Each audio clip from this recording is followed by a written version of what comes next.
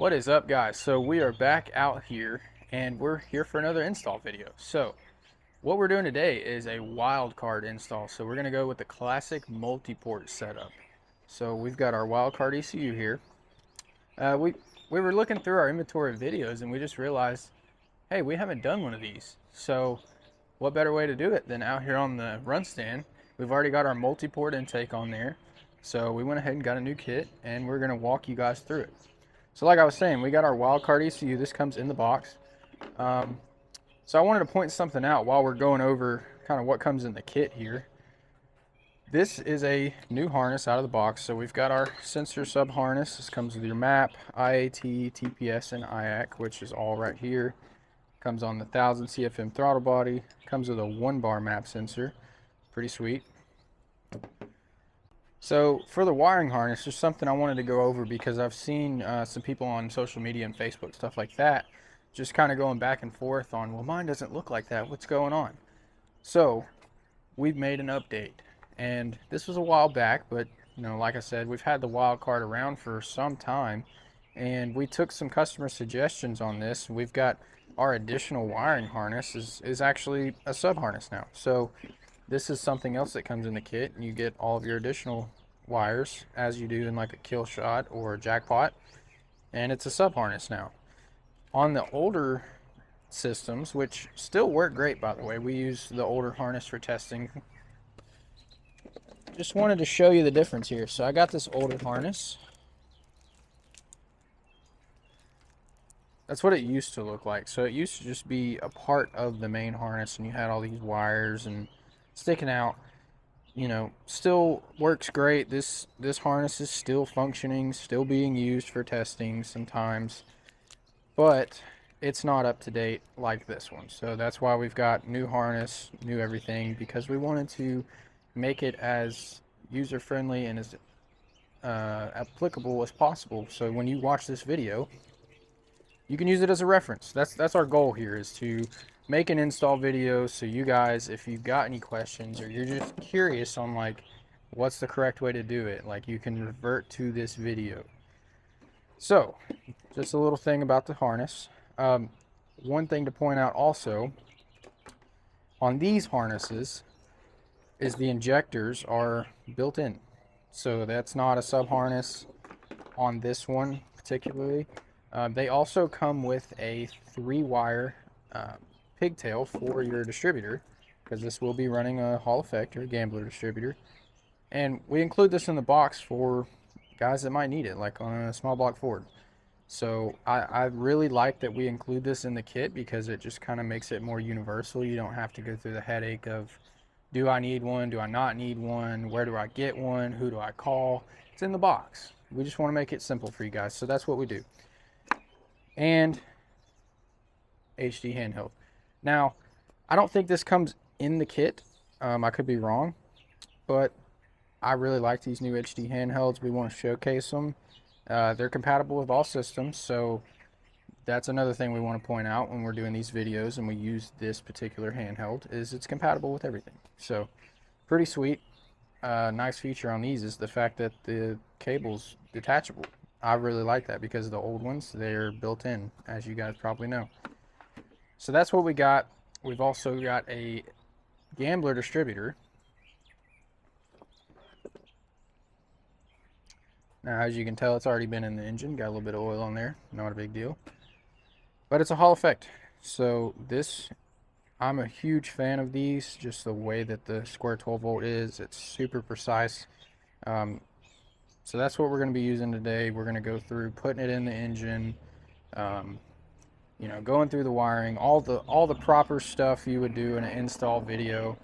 And just wanted to put this out there, but if you're watching this video and there's anything you guys would prefer to see that we're not doing, drop it in the comments. We want to make these as user-friendly as possible and actually just get solid information out there. So if there's anything you guys like, man, I really wish they would have showed this part or gone into a little bit more detail here, like, just drop it in the comments. We do look at that, and we'll make an adjustment and make it better. That's all we can do. So let's go ahead and start on the install here. Let's come over here for a second.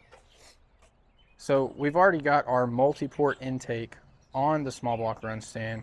We've got our fuel rails on there. We've got our injectors put in. So we kind of did some of the legwork on that already. Got our fuel system done, bypass return style. So yeah, I just wanted to point out we've already got this out of the way. It's a little bit more of a task on a small block, but let's go ahead and get into the install. Alright, so I'm just going to go ahead and start with the throttle body in this case, just so I don't drop anything down in the engine. That's not a good day. So I'm going to go ahead and throw this on here, and then we're going to get to the distributor. That's kind of the bulk of this right now. So we've already got our O2 sensors in place. We do have our 2-channel EGT module on there, but we're not going to be using it in this situation here for this video, but it is on there. So I'm going to go back through once we get everything plugged in and all that, and just kind of snug everything up. I like to check the connections and everything before the first fire up anyways. So I'm just getting this on here to kind of make sure nothing goes down in there. So now we're going to get to the distributor. Alright, so we're at the point we're going to drop this distributor in. We've done the balancer math here. Tim's got a great document on that. If you guys want that, just email or call in and we'll send that to you. Pretty sweet, but we've got it rotated over to 15 before, top dead center. One thing that I like to use, you can use a big flat blade screwdriver, but if you got an extra distributor laying around, the center shaft is pretty good for making sure the oil pump is in the correct spot. So this is something that I use pretty frequently. Let's not scratch the valve covers while we're at it.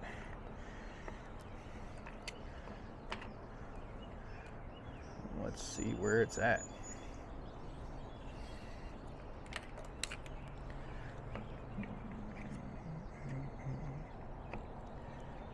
Not quite there. Alrighty. Alright, so you'll notice on this distributor it's got the number 1 on the distributor itself. So you're going to want that pointing there. And basically what the goal is, you're going to want this pointing at number 1 cylinder, and then you're going to want the skinny tooth to be right before the pickup there. And that's going to line up pretty nice. So you can see the difference on the gap here. You want it just right before that skinny tooth. So that's what we're going for here. Alright, so we got the distributor dropped in. Don't have it tightened down or anything yet. We just wanted to show you guys what it looks like when it's in here. So we've got it pointing towards number 1 there, and there is the pickup and the skinny tooth right before it. So that's what we're going for there. 15 before top dead center. That's what you want it to look like. You may have a little bit of adjustments to do once you get it fired up and shoot a timing light on it, but essentially that's what you're going for. So we're going to go ahead and put the cap on there, run the plug wires. We're just going to snug it up. We're not going to, put a bunch of torque down on it or anything crazy, because we want to have that adjustability when we get to the point of first startup.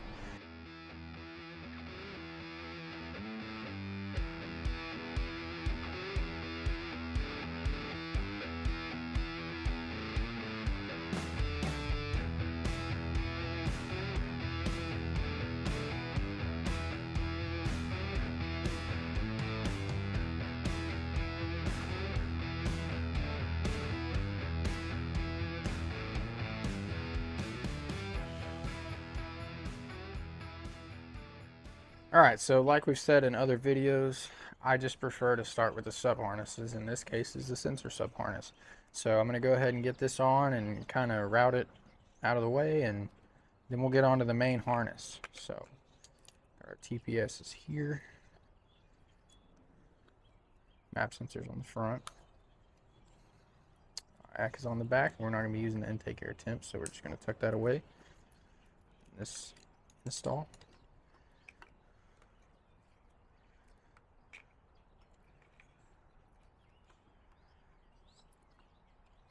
Alright, so sub harness is on. Simple as that. Let's get to the main harness now. Alright, so we got the main harness here. We've got this little hanger situation here just to kind of hold that up. And we're going to start with the injectors. I like to just go from front to back on the run stand. Just kind of helps keep everything flowing well so I don't forget anything. I'm going to double check it anyways, but I just like to have kind of an order of operations so I don't forget anything. So on the injector harness, you're going to notice it's got letters. So what this is when you go into the start wizard, you're going to see that you can pick Chevy or Ford, and that is going to determine what you got going on.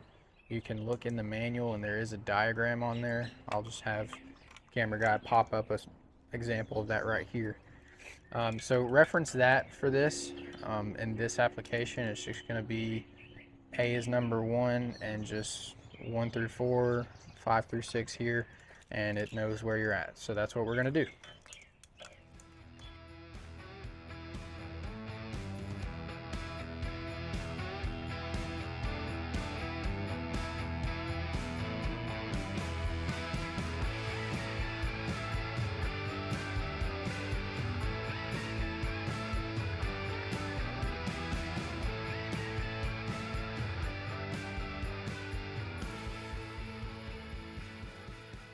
And yes, I'm singing the alphabet in my head as I'm doing this, in case you were wondering. That's on there. So, like I said, I'm going from front to back on this situation here. So, coolant temp sensor, plenty of length on this harness. That's one of the things I do appreciate about the harnesses that we have is just the length and the versatility. You don't, it's not just run it one way and that's the only way it fits. There's options with the links that we have on all of our harnesses, honestly. So that's pretty sweet. All right, coolant temp sensors installed. We got our injectors, we've got our sensors. So we've got our coil mounted here. Might as well go ahead and just plug that in. Clip. All right, and like I said, we've got our 3-wire distributor plug. In this application, we don't need that extension harness, but it's nice to have it in the box. So we're going to go ahead and plug that in as well.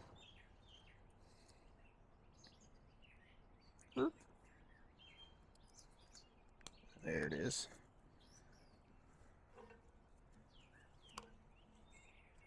Just going to put that in there. Come on. All right. So on a multi-port setup, you've got hold on. All right, so on a multi-port setup, you've got dual wideband capabilities, and the reason is, like we've said in previous videos on TBI, you don't really need bank-to-bank O2 readings because of the way that the fuel's coming in from the top and dispersing through the intake. Well, in this situation, you've got 8 injectors, you've got multi-port system, so you want to have bank-to-bank, and that's honestly a huge benefit if you're doing something that's a little more high performance. You got a nice built 383, something like that. I would prefer wildcard, honestly. I would go with a multi-port. Even on like a race car setup, like a little bit of drag racing, autocross, stuff like that, multi-port's the way to go. So we've got wideband 1, wideband 2, and we're gonna go ahead and hook those up. Like I said, we've already got our O2 sensors installed and everything just to kind of make it easier on the run stand. So it's as simple as plugging it up. In all of the instructions, it does show what the links need to be for the O2 sensor past the collector. We get a lot of confusion because you'll get some headers and they may have a bung already welded here, especially on LS swap stuff. Nothing to do with small block, but the thing is, we'll get people that they hear that 6 to 8 inches and they get long tube headers and they put them right here in the part of the collector. And you don't want to do that because you've got all 4 of the extractors coming into one. You get a lot of reversion right there. So this is what we're talking about when we're talking about the flange, is like the end of the header, and you measure past that. So this is a good example of what we're talking about here. I just wanted to bring that up to kind of clarify a little bit. So, all right, we've got our coolant temp sensor, injectors, sensors, coil, distributor, O2 sensors. We've got our sensors hooked up, but we don't have this sub harness plugged in, so let's do that.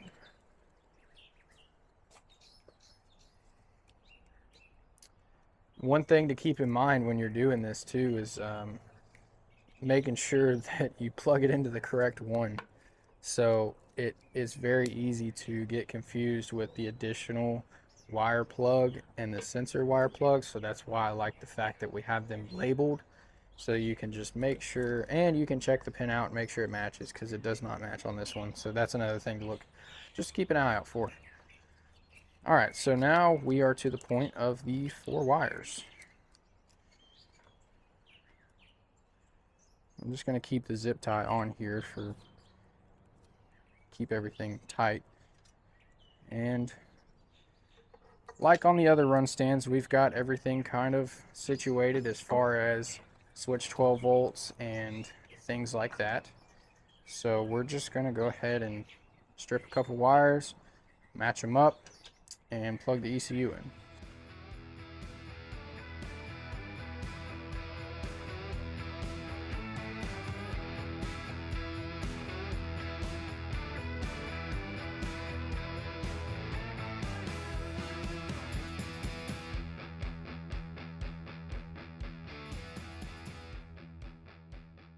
Alright, so we've got our 4 main wires hooked up. Went ahead and plugged the ECU in. We've got the handheld plugged in. So we're going to go ahead and just key on, make sure we don't have any fuel leaks, make sure everything's hooked up, and just go through everything, double check everything, and run the wizard.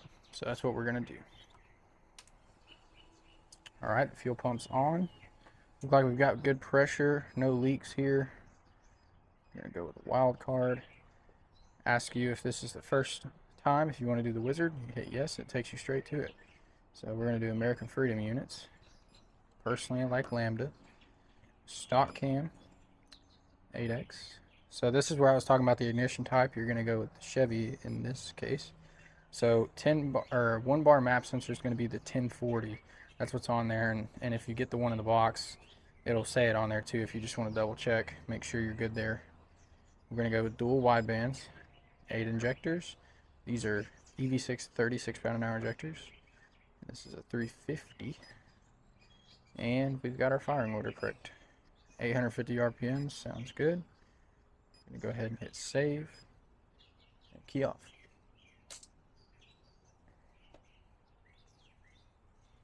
Alright, we're going to key on. Make sure everything's good. ECU's coming on. It is connecting. I'm just going to go ahead and hit don't show next startup. We're connecting.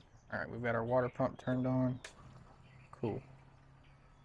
So, on first startup, you're going to go to tuning, spark. On the HD, you're going to swipe over. See, lock ignition timing. We're going to lock it out. So what this is going to do is it's going to make it run at 15 degrees the whole time. It's going to lock it at 15. And what we're going to do is actually show, you know, running the timing light and double checking and making sure that this is good to go, locking that distributor down, and then unlocking the timing again. So we want to just clarify this whole process here. So that's what we're going to do. We already got our timing locked out. We're going to put the timing light on there, and we're going to show you the process. All right, so we got the trusty Harbor Freight timing light. We're going to go ahead and start it up. Got the timing locked. Fuel pump's coming on. I'm going to turn the water pump on.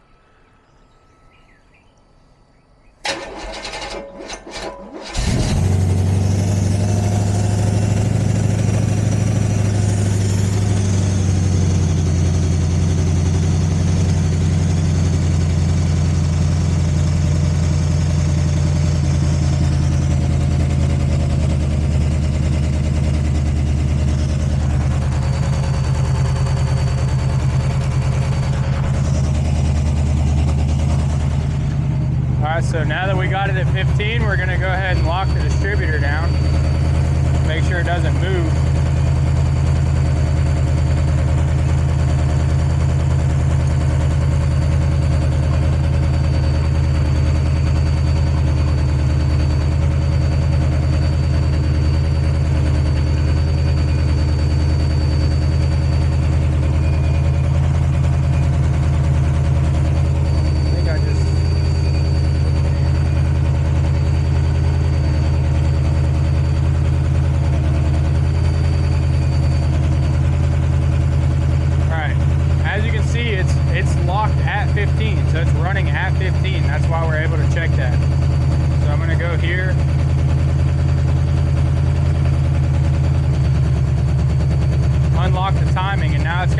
timing control. Pretty sweet. Also, I noticed the TPS is kind of oscillating a little bit, so I'm going to go ahead and zero that out. Awesome.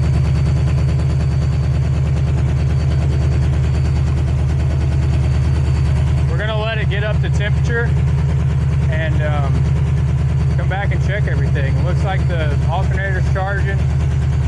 We're running good on full switch, everything like that. We don't have any offset in it. What you want to do, turn that off real quick. So what you want to do is, you don't want to get into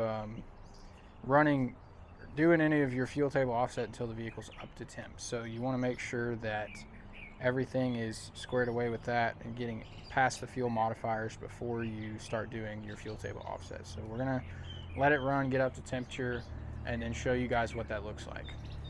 All right, so we got the engine warmed up. It's up to operating temperature. IAC's looking good. Fuel pressure, we're still solid on that. We've got timing control working now. So everything's looking good here. Now that we've got it up to temperature, we're gonna go take a look at our loop percent on how much the O2 sensors are pulling out. So to do that, we're gonna go to monitor and then sensors. We're gonna scroll down. You see our injector loop percent 1 and 2, since we got dual widebands on here. It's at about 100%, and we've not touched anything. But let's say, for example, it's pulling 5%, so it'd be at 95%. Well, what do you want to do? To do that, you're going to go to tuning, fuel, and then we're going to be on stock cam, so we're going to be looking at our stock fuel table offset. Say it was pulling 90, or it was at 95, so it's pulling 5% out.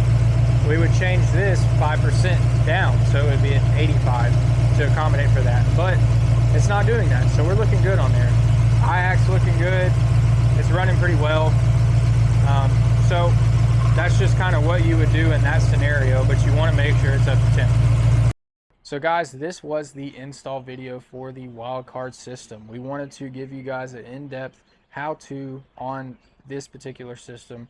We wanted to go into a little bit of the details on it, why you would want a wildcard setup, why you would want multi-port, why you would want the dual wideband capabilities, the applications, how to do the Hall effect distributor, running the wizard, all of that stuff. So like I said, if you guys have any recommendations, any suggestions on what you would like to see a little bit more in detail, maybe it's balancer math, how to do that, maybe it's something to do with setting up a little bit of a fuel table on your first startup, first drive, how you get ready for your first drive. Let us know in the comments. We'll look at it, we'll go over that stuff, and we'll try to make the video happen for you guys. That's what we like to do. With that being said, guys, this was the install video. Thank you guys for watching, and we'll see y'all next time.